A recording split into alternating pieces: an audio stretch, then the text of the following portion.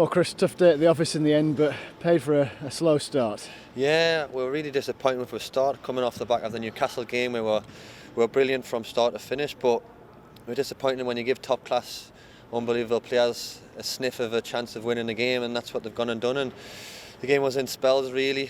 After the first 4 minutes, they scored off a set play again, which we're mentally disappointed with, and just before half time, score again, and then when we score, they score again, and just can't get a foothold in the game. When you analyse the goals back, and I realise we're talking 2 minutes after the game, but is it disappointing that all of the goals really seem to come from mistakes in midfield? Yeah, I think that's the most disappointing thing.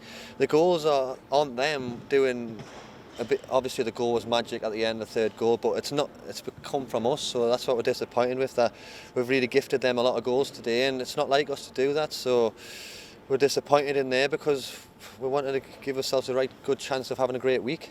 You certainly had a spell, and a consistent one that led ultimately to David McGoldrick scoring. How important was that to just try and get something out of this game? Yeah, the manager said at half time, you're not out of it yet.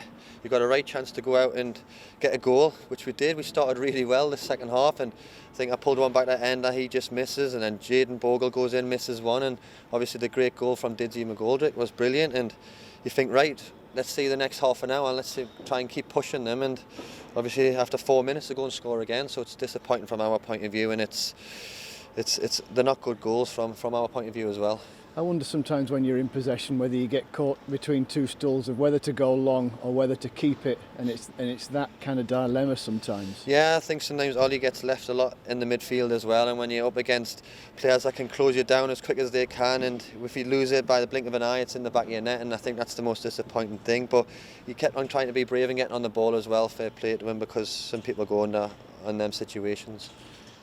I perhaps have asked this before, but I think it's important in circumstances like this to ask again. How important is it that you don't drop, heads don't drop? Even at the end, people were trying to make runs and trying to affect something. Yeah, we've just got to keep going now. I think after having the Bristol Rovers victory and then the Newcastle one, there was a lot of spirit amongst the group, and you're playing against Tottenham and Man City coming up soon, so they're going to be tough, but we know that after them games, we've got a good chance to get some points on the board, and that's something that we're going to have to strive for, because if not, we'll be playing football in the league below. How do you work, and in that meantime, Plymouth next weekend, that kind of, thought process in possession when, look, you know who's on the horizon, you've just said it, and you know the size of the challenge ahead. How do you work on that mentally? Yeah, well, obviously it breaks up the week after having a few victories and then a loss today, and hopefully we can get a result against Plymouth and have a cup run and just have a bit of momentum. It's at Bramall Lane, it's something that we fancy, it's something that we can get with teeth into, and then obviously the two games come after that, but it's something to break up the week, and hopefully we can get the result to drive us on.